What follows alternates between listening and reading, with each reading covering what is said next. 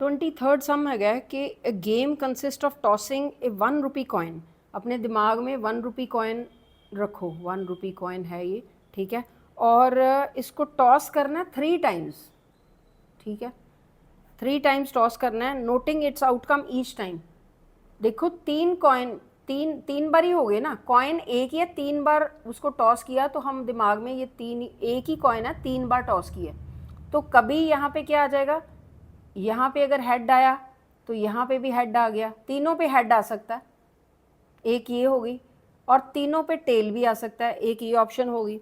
उसके बाद इस पे हेड, इस पे हेड, पहली बारी टॉस किया हेड आ गया, दूसरी बारी किया तब भी हेड आ गया, तीसरी बारी टेल आ गया। Next option head tail head, ठीक है, next option tail head head, फिर tail tail head, then head tail tail, और टेल हेड टेल, और फिर टेल टेल टेल। ये तो मैंने ऊपर ही लिख दिया, तो टोटल कितना हो गया 1 2 3 4 5 6 7 8। लेकिन बच्चों को ये याद नहीं रहता, लेकिन इतना याद रह जाता है कि ये 2 बार आ गया हेड हेड हेड और टेल टेल टेल, ठीक है। कई बार गलती भी लग जाती है, लेकिन समझने वाली बात है कि कितने हमारे ये टोटल जो है आउटकम्स कैसे हो सकती हैं। इसका एक फॉर्मूला भी होता है 2 रेज़ टू पावर n।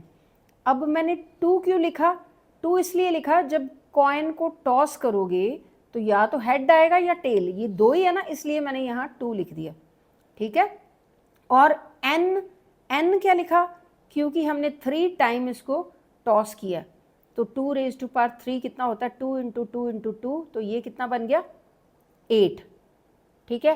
तो 8 आउटकम्स हो गई, ठीक है, जिसमें ये 2 ये वाली हैं।